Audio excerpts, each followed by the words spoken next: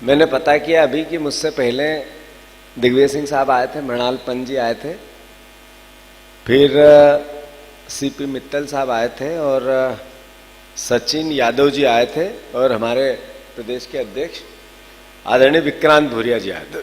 कोई नाम छूट तो नहीं गया? और पक्का? चलो विक्रांत भूरिया जी। और इसके अलावा तो आप सब, पहले तो आपका स्वागत है, खूब ढेर सारी शुभकामनाएं। यूथ कांग्रेस की एक अच्छी बात जो मुझे देखने को मिली कि बहुत से चेहरे, लगभग चेहरे नए हैं और संगठन का जो नियम बनता है, संगठन का जो स्वरूप बनता है, हर 3 साल में नया संगठन का अध्यक्ष बनता है, उसका मूल कारण यही बनता है कि कांग्रेस पार्टी के अंदर या किसी भी संगठन के अंदर जनरेशन का चेंज आता है, नए लोग आते हैं, नए लोगों की एक फौज आती है और उसके आधार पर जो एक बार संगठन में एनएसयूआई में काम कर लिया हो, यूथ कांग्रेस में काम कर लिया हो, कांग्रेस पार्टी में जब वो काम करते हैं तो धीरे धीरे नए नए लोग आते हैं और बड़ी कांग्रेस में हो जाते हैं। तो ये एक तरह का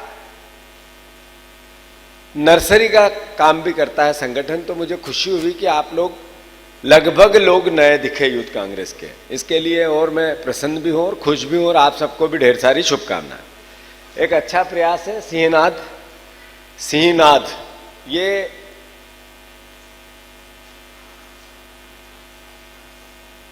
जो नाम है इसमें ही आप लोगों के स्वरूप को छुपाया गया है या बताया गया है। सिंह जैसा धाड़ना या सिंह जैसी आवाज गर्जना, तो मैं समझता हूं कि नाम तो अच्छा है पर काम से आवाज आए किसी भी संगठन की, उसका नाम भी होता है, उस समय की याद भी होती है। जब मैं यूथ कांग्रेस में काम कर रहा था तो मेरे पहले के जो लोग थे वो मुझे कहते थे कि यार यूथ कांग्रेस तो हमारे समय की थी, संजय गांधी जी के समय की थी, महेश जोशी जी के समय की थी, सुरेश पचौरी जी के समय की थी। मुकेश नायक आए तो उनके समय के लोग कहते थे कि यूथ कांग्रेस हमारे समय की थी। फिर उसके बाद और भी लोग आते गए और मैं यूथ कांग्रेस में सक्रिय हुआ जब गोविंद राजपूत जी यहाँ हमारे यहाँ, अभी वो बीजेपी में चले गए, वो अध्यक्ष थे और मीनाक्षी नटराजन जी नई अध्यक्ष बननी थी, रणदीप सुरजेवाला जी देश के अध्यक्ष थे।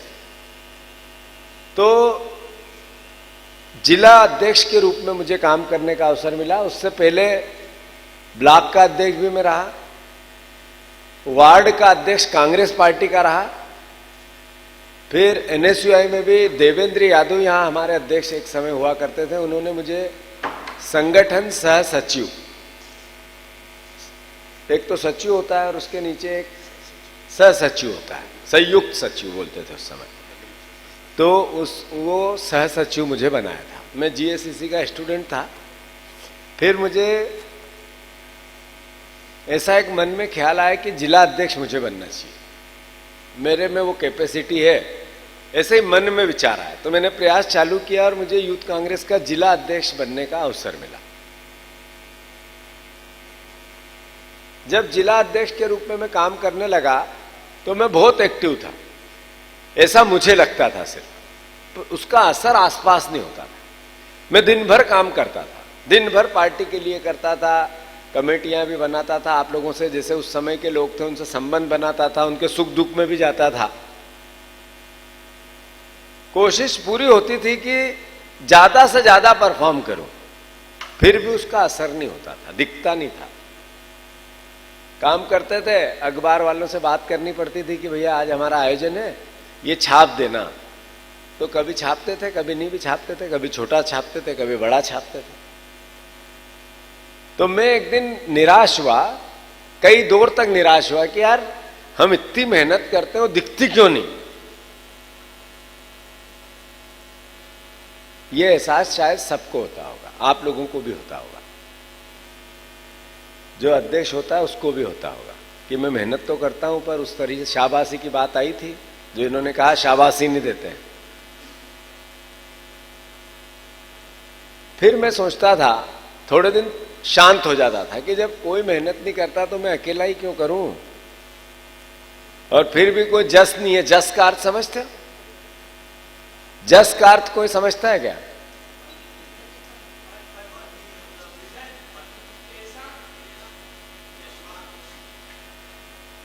आपके लिए कोई तारीफ करने वाला नहीं है, जश्न नहीं है। अच्छा काम किया कांग्रेस पार्टी ने, अच्छा काम। निराश होता था, थोड़े दिन बाद एहसास हुआ खुद को, कोई सिखाने नहीं आता राजनीति में, खुद को सीखना पड़ता।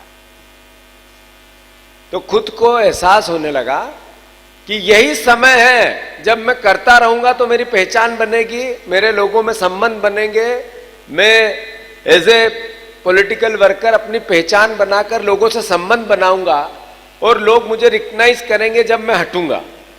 तो जब जिला अध्यक्ष पद छोड़ूं यूथ कांग्रेस का, तो कोई मुझे पलट के ये नहीं कहे कि यार ये मक्कार अध्यक्ष बन गया था। ये एहसास अंदर से होता रहता था। उस समय जो शहर कांग्रेस का अध्यक्ष था देवेन यादव जी थे, वो बहुत एक्टिव थे और उनका बड़ा नाम भी था उस समय। मैं जिले की राजनीति करता था, रहता शहर में था, तो एक आरोप प्रत्यारोप और लगते थे, शहर के लोग गांव में बन जाते हैं। मतलब उस समय गांव ही था बिजलपुर, आज भी है, पर वो नगर निगम में आता था। तो ये पूरी घटना मैंने आपको इसलिए चर्चा का विवरण बनाया कि काम करने वाले की एक दिन पहचान बनती है, कोई रोक ही नहीं सकता है। मेहनत करोगे, हार्ड वर्किंग जिसको कहते हैं, वो जिसने की उसको कुछ न कुछ मिलेगा। हमारे गांव में कहते हैं कि मेहनत अकारत नहीं जाती, जो हार्ड वर्किंग होती है वो कभी कुछ नहीं देके जाएगी, ऐसा होगा ही नहीं। तो ये समय है सबको अपने अपने फील्ड में, जो यहाँ परिवार के लोग बैठे हैं उनको सोचना चाहिए कि मुझे कुछ पद का सम्मान जब बढ़ेगा जब मैं इस पे काम करूंगा। पद कभी छोटा नहीं होता। इसी में से मैं संयुक्त सचिव था एनएसयूआई का, विधायक बना, ये जो भी कुछ हुआ आप सबके सामने है। तो वो पहले जब संयुक्त सचिव था तब ऐसे ही थे सब। दिग्विजय सिंह जी भी यूथ कांग्रेस के पदाधिकारी थे। सबसे पहले जब कांग्रेस में आए तो वो भी यूथ कांग्रेस के पदाधिकारी थे। ऐसा एक नाम कांग्रेस पार्टी के अंदर बहुत 1-8% लोग होते हैं जो सीधे ही नेता बन जाते हैं बिना मेहनत से। कोई पारिवारिक बैकग्राउंड किसी का अच्छा हो या कोई अवसर उसको मिल जाए, भाग्य है उसके लिए भी बुरा नहीं है, पर सबको मेहनत करनी पड़ती है। मैं बहुत कोशिश के बाद भी, मेरी कोई तैयारी नहीं थी, पर मुझे बहुत अच्छा लगा आप लोगों से मिलके। तो राव में हमने बूथ स्तर पर 90% एक बूथ पे 5-5, 7-7 यूथ कांग्रेस की कमेटी बनाई, एनएसयूआई की कमेटी बनाई। अब महिला कांग्रेस की कमेटी बन रही, जैसे मैंने आधी आबादी की बात की है, महिला कांग्रेस की बूथ पे कमेटी। हमने पहले कांग्रेस का ध्येय था कि एक बूथ 10 यूथ, ऐसी एक भावना बनती थी कि 10-15 कार्यकर्ता। हमने अलग फार्मूला अपना, हर हमारे फ्रंटल ऑर्गेनाइजेशन की कमेटी बूथ पे कैसे बने इसका प्रयास कर रहे हैं। और मेरे ख्याल से भगवान चाहेगा तो 100% हम पास होंगे, 100%। एक जहां 10, 20, 25 बूथ पे कमजोरी है या 50 बूथ पे, वहां खुद देख रहा हूं मैं कि यहां नहीं बन रही तो क्यों नहीं बन रही, कैसे बनेगी। तो मेरा मानना है कि संगठन को मजबूत करने के लिए यूथ कांग्रेस का हर बूथ पर कार्यकर्ता बूथ वाइज प्लानिंग के साथ आप तैयार करो, उसकी जिम्मेवारियां अलग अलग दो। हर विधानसभा में जो जहां रहता है, यूथ कांग्रेस का अगर प्रभाव बढ़ा तो जो विधानसभा लड़ने वाला व्यक्ति है वही आपको रोज टोकने आएगा। 90 में जीतू पटवारी जो अच्छे कार्यकर्ता अगर यूथ कांग्रेस के विधानसभा में है तो मेरी जिम्मेदारी है, मेरा धर्म है, मेरी मजबूरी है कि मैं उनके आगे पीछे दौड़ूं। नहीं दौड़ूंगा तो विधायक नहीं बनूंगा। तो ये भावना अपने आप की ताकत को बढ़ाओ। जिस कमेटी के अध्यक्ष ने विधानसभा में अपनी जिस दिन 4-5 हजार लड़कों की टीम दिखाने लगा लोगों को, नेताओं को, तो वो नेता उसके पीछे पीछे नहीं दौड़े तो जीतू पटवारी नाम बदल देना। कभी नहीं होता है, दौड़ता ही है जिसको विधानसभा लड़नी हो। कहता है भैया कब है तेरा जन्मदिन, क्या घर में भाभी ठीक है, अरे तेरे पिताजी का पता चला। सब तरह के हिसाब रोज पूछेगा। तुम्हारे घर की जितनी बातें तुम्हें याद है उससे ज्यादा उसको होगी जिसको विधानसभा लड़नी। मेरे को भी रहती है, ऐसा नहीं कि मैं अलग हूं। दिखता है काम का आदमी है, काम के आदमी के लिए तो भैया योग्यता वही जो शुरू में मैंने कहा, योग्य। तो फिर ज्यादा लंबी बात हो गई है, धन्यवाद। ताकतवर बनो, संगठित रहो, मजबूत रहो, कांग्रेस पार्टी युवा कांग्रेस को मजबूत करो। और सबसे बड़ी बात, सबसे बड़ी बात, अपनी कांग्रेस पार्टी की विरासत पे फख्र करो। पंडित जवाहरलाल नेहरू, जिसकी ये बुराई करते हैं, उन्होंने समग्र विकास कैसे होता है, औद्योगिक जगत का कैसे होता है, खेती का कैसे होता है, दुनिया में भारत की ख्याति कैसे बढ़े, आईटी क्षेत्र में काम कैसे हो, शिक्षा में काम कैसे हो, अलग अलग तरह से अलग अलग विधाओं से काम किया, तब जाके देश की बुनियाद मजबूत हुई। लाल बहादुर शास्त्री, जिनकी आज हम याद कर रहे हैं, जय जवान जय किसान, शहादत दी, चाइना गए तो पथ पे रहते हुए दम तोड़ा, जिनकी सादगी और जिनकी सरलता की मिसाल दुनिया में नहीं मिलती है। इंदिरा गांधी, आयरन रेड्डी, पाकिस्तान को 2 कर दी है। अभी प्रियंका गांधी जी का एक वीडियो देख रहा था कि हमें परिवार में बच्चों को कैसे रखना, उनकी वेदना संवेदनाओं कैसे समय, वो भी था, दया भी थी, सादगी भी थी, सरलता भी थी, करुणा भी थी और दमनता भी थी, और जो निर्णय लेने होते हैं उसके लिए आयरन भी थी। राजीव गांधी दिखते सरल थे, बिल्कुल सरलता से अपनी बात करते थे, जो जाते थे, जो मिलता था एक बार उनको सम्मोहित हो जाते था, ऐसे सेवफल की तरह चेहरे जैसे थे। पर उन्होंने जो काम किया, आज देश, भारत देश की सबसे बड़ी विरासत बनी आईटी सेक्टर। इतनी तरक्की उनने की इस देश की, इतनी शायद ही कोई कर पाएगा। तो कांग्रेस की विरासत बहुत बड़ी है। लाल बहादुर शास्त्री जी, जिनका आज हम याद भी कर रहे हैं सब मिलके, तो ये सब हमको याद, और मोदी जी की बात तो जितनी करो उतनी कम है। मतलब एक प्रधानमंत्री ये कहते हैं कि धन्यवाद कहना मुख्यमंत्री जी को कि मैं जिंदा वापस चला गया। इसका असर उनने पॉलिटिकल लाभ हानि के लिए लिया। ये बहुत गंभीर बात है, याद रहनी चाहिए सबको। पर दुनिया में भारत का मैसेज क्या गया?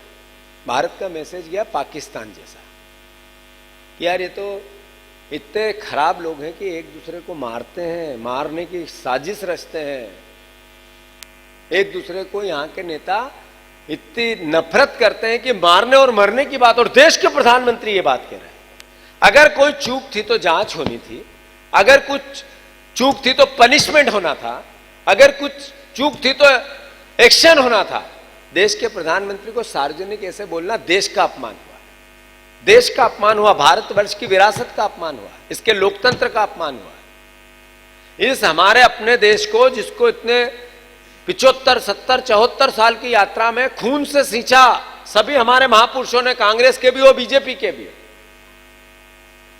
उस खून से सींचने की को धो दिया नरेंद्र मोदी ने इस वक्तव्य के साथ। राजीव जी को जब ये कहा गया कि आप तमिल मत जाना, जहां पे उनकी विस्फोट से हत्या हुई, तो भी गए।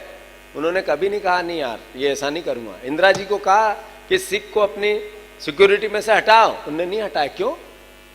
कि देश एक रखना है, एकता रखना है, अखंडता, जो भावना कांग्रेस पार्टी की है, उसको अपनी जान देकर भी देश की विरासत को संभाला। ये देश की विरासत लेने के लिए रोज झूठ बोलता है नरेंद्र मोदी। तो समझो नरेंद्र मोदी से डरो मत, जैसा किसने कहा, डरो मत, पर डराओ भी मत किसी को। डरना, नहीं डरेंगे, ये एक कला होनी चाहिए, पर नहीं डराना उससे बड़ी कला है। बिना डराए, प्रेम से, प्यार से कैसे हम जीते, इस भावना को सबको समझना है। जय भारत, जय हिंद, जय यूथ कांग्रेस, भारत माता की।